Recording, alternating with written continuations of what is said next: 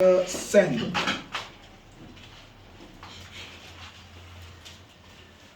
Deux Rois, chapitre 5. Nous pouvons commencer par le 10e verset.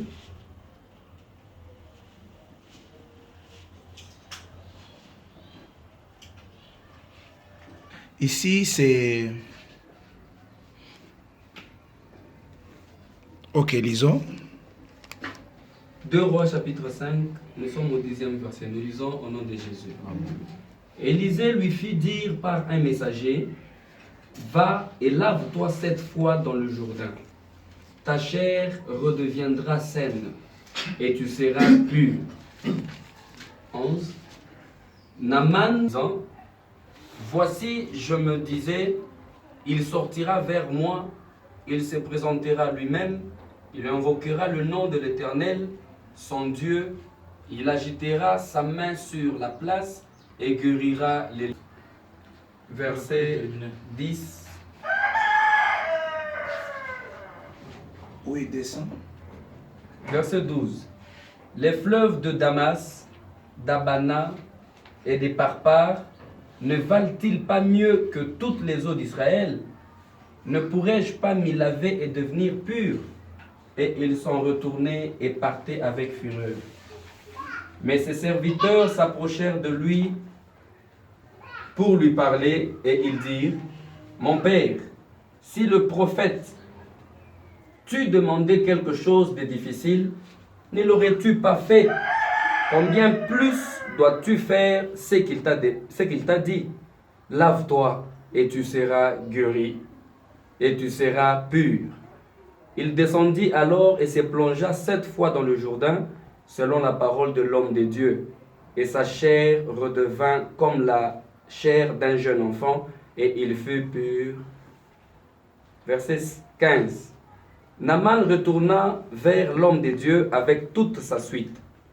Lorsqu'il fut arrivé, il se présenta devant lui, et il dit, « Voici, je reconnais qu'il n'y a point de Dieu sur toute la terre, si ce n'est en Israël. Et maintenant, accepte, je te prie, un présent de la part de ton serviteur. » 16. Élisée répondit, « L'Éternel, dont je suis le serviteur, est vivant.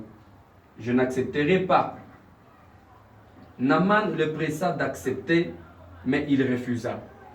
Alors Naaman dit, « Puisque tu refuses, permets que l'on donne de la terre à ton serviteur, une charge de 2 mulets, car ton serviteur ne veut plus offrir à d'autres dieux ni holocauste, ni sacrifice, il n'en offrira qu'à l'Éternel. Voici toutefois ce que je prie, l'Éternel de pardonner à ton serviteur. » Quand mon maître rentre dans la maison. On s'arrête même par là. Tout ça, ça ne dit rien. Je parle de l'idée maîtresse du verset 1. Oui. Je veux prendre l'idée maîtresse de ce chapitre. Je n'ai pas besoin de tout ça. Je veux prendre juste l'idée maîtresse de ce chapitre. Amen. Amen. Nous voyons ici Naaman. Vous connaissez Naaman? Naaman, c'est...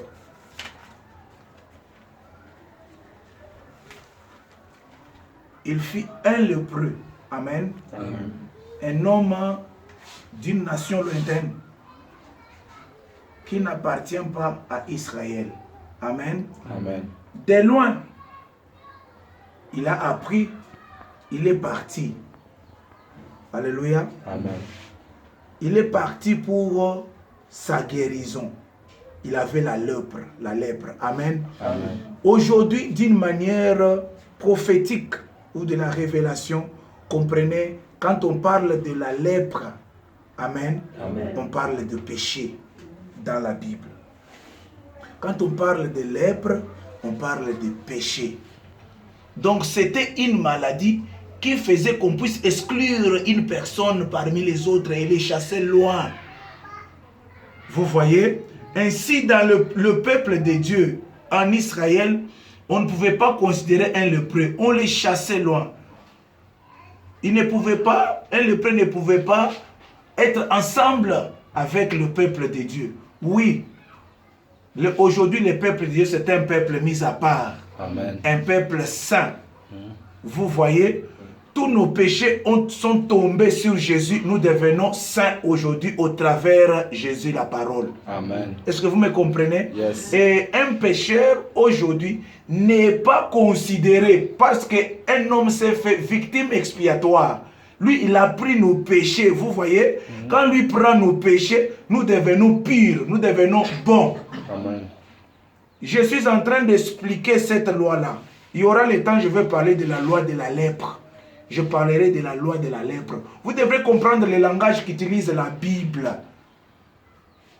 Quand vous allez en Jérémie, on dit, pourquoi la plaie de la fille de chez nous ne fait pas quoi? Ne guérit jamais. On ne parlait pas de la plaie là. Cette plaie là voulait seulement montrer les péchés. Yes. Vous voyez la gravité du péché qui s'éternisait sur la fille. Et cette fille-là n'est rien d'autre qu'un peuple. Amen. Comme l'église aujourd'hui, c'est une fille, une mère, Amen. une épouse. Amen. On dit pourquoi la plaie de la fille de chez nous? Pourquoi jusque-là cette plaie n'est pas guérie? On voulait seulement dire que les prophètes sont venus.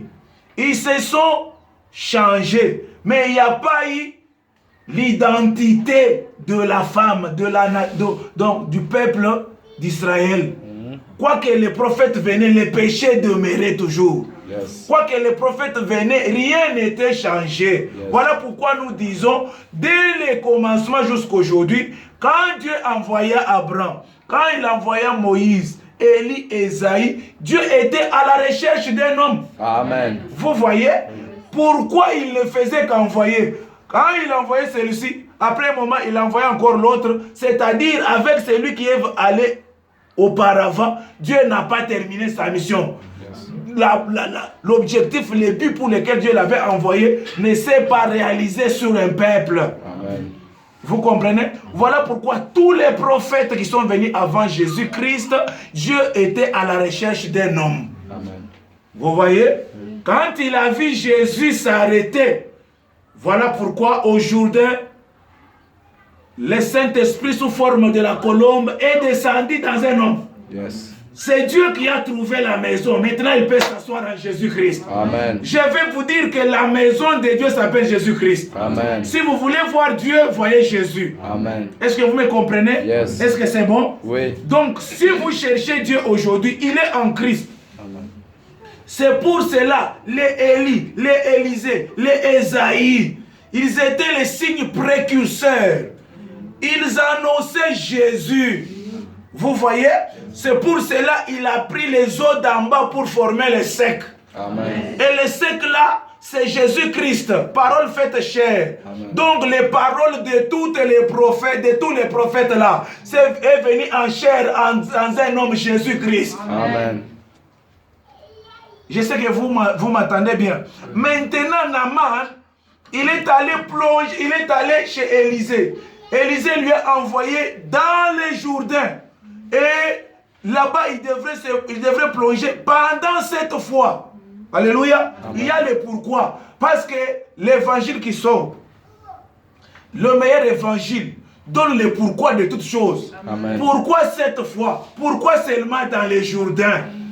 S'il allait changer pour aller dans un autre fleuve, il n'allait pas être guéri. Amen. Il a cité Alvana, il a cité Parpar, qu'il avait laissé chez eux là. Mais Alvana et Parpar n'est pas égal au Jourdain. Amen. La guérison, ce temps-là, était dans le Jourdain. Amen. Pourquoi dans le Jourdain? Parce que le Jourdain, c'est le fleuve qui contenait 10 et qui contenait 12 pierres. Amen. Vous vous souvenez? Yes. Donc le Jourdain, c'est un fleuve qui contenait 12 pierres. Alors il devrait aller seulement se plonger, se jeter dans le fleuve qui contenait 12 pierres. Alléluia.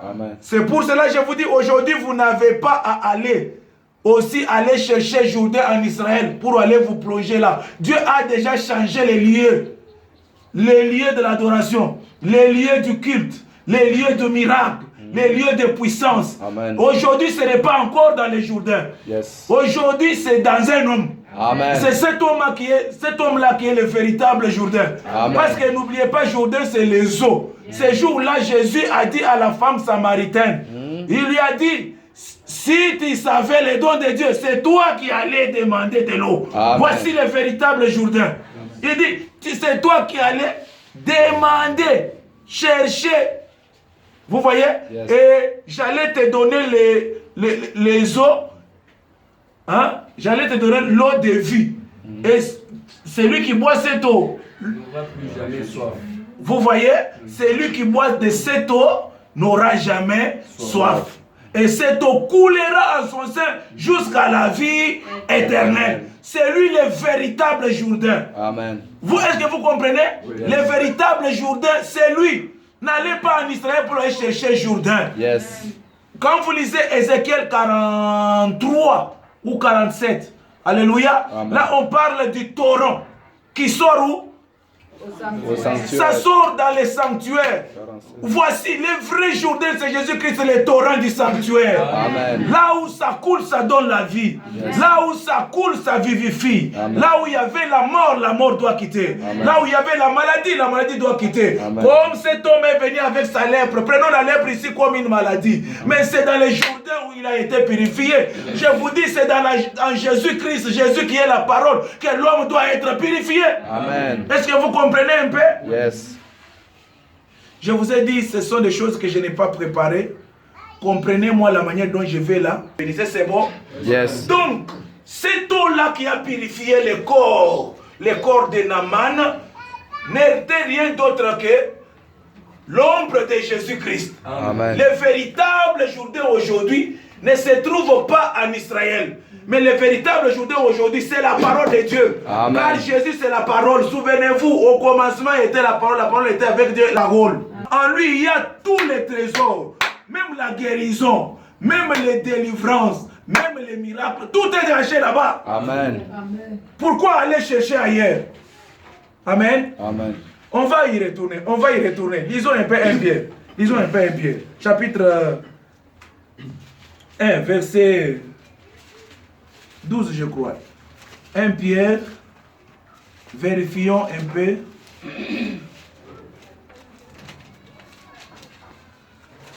Premier. Juste les A là. Il leur fut révélé que ce n'était pas pour eux-mêmes. Ok. Est-ce que vous entendez? Ouais. Donc, la révélation n'appartient... Ici, ça dit autre chose, mais je prends juste les A là dans la connaissance. La révélation n'appartient pas seulement à une catégorie. Est-ce que vous comprenez? Oui. La révélation, cette lumière vient pour vous. Amen. Saisissez cette lumière. Vous voyez? On me lit encore 1 Timothée. Dans 1 Timothée, je vais relever autre chose. 6-9. 1 Timothée 6-9. Vite, vite. Là, je révèle autre chose. Nous serons satisfaits. Oh, c'est ça? Non. 1 Timothée chapitre 6. Beaucoup de gens, au lieu de prêcher ce mystère, cacher la parole, ils veulent prendre les thèmes. Aujourd'hui, ton Goliath va tomber. Mais si tu nous prêches seulement Jésus, mon Goliath doit tomber. Yes. Parce qu'en Jésus, il a caché une puissance de faire tomber les Goliaths. Amen. Est-ce que vous comprenez un peu? Donc, vous les trouvez, ils prennent les thèmes. Donnez les thèmes. Donnez un thème. Donnez les thèmes. Donc, ils veulent parler de autre chose en voulant trop s'enrichir. Vous voyez? En voulant trop parler de ce que toi tu fais là, tu vas t'éloigner de cela. Amen. Mais prêcher Jésus, tout ce que tu veux là, leur dire là, tout ce que tu veux dire aux enfants de Dieu là, c'est caché là. Amen. Jésus est le mystère hein, caché. Yes. Terminez un peu. Mais ceux qui veulent s'enrichir tombent dans la tentation, dans le piège et dans beaucoup de désirs insensés et pernicieux qui plongent les hommes dans la ruine et la perdition. Est-ce que vous comprenez un peu? Est-ce que vous comprenez un peu? Avec Christ, alléluia, Amen. vous pouvez être enrichi. Amen. Juste en prêchant Jésus, les mettre comme les points culminants de votre prédication. Christ peut vous mettre en haut. Amen. Moi, j'ai toujours dit, pourquoi aller ailleurs pendant qu'en Christ il y a tout? Amen. C'est ça la prédication que tu dois aller prêcher chez toi. Mais je vois que tu n'es pas ici. Je sais que tu n'es pas ici. Je connais ce que je dis. Alléluia. Amen. Donc, arrêtez de promener les regards à gauche, à droite. Là, il y a tout. Nous avons un Jourdain extraordinaire. Yes. Et quand vous vous plongez dans ce Jourdain, alléluia, Amen. il y a multiples bénédictions dans ce Jourdain. Amen. Alléluia. Amen. Et je vous ai dit, ne payez pas votre ticket pour aller en Israël. Amener de l'eau de Jourdain, dire que je vais vous bénir avec cette eau. Non, cette eau ne bénit pas. Voilà au contraire une puissante eau qui bénit. Amen. Je te bénis, Père du ciel et de la terre, du fait que tu as montré ces choses, caché ces choses au grand de la terre et que tu les as révélées au tout petit. Yes. Ici, c'est l'eau qui bénit. Amen. Ici, c'est l'eau qui enrichit. Amen. Il y a les bénédictions spirituelles et les bénédictions matérielles. Tout est caché ici. Amen. Amen. Alléluia. Amen. C'est une eau qui coule. Ça continue à couler jusqu'à aujourd'hui. Yes. Si vous voulez boire, vous allez boire. Et ça va étancher toute votre soif. Ah, je vous pose la question. Quand Dieu dit à Moïse, prends ton bâton, tiens-toi devant les rochers, frappe les rochers. Alléluia. Amen. Et les rochers se fendent. Avant d'aller, je vous pose la question. Les rochers qui se fendent là, je vous pose maintenant la question. Entre les rochers et les bâtons, qu'est-ce qui est dur et qu'est-ce qui est fort? Répondez-moi. Les rochers. Les rochers est fort. Mais comment les bâtons peuvent déchirer, peuvent casser, peuvent fendre les rochers?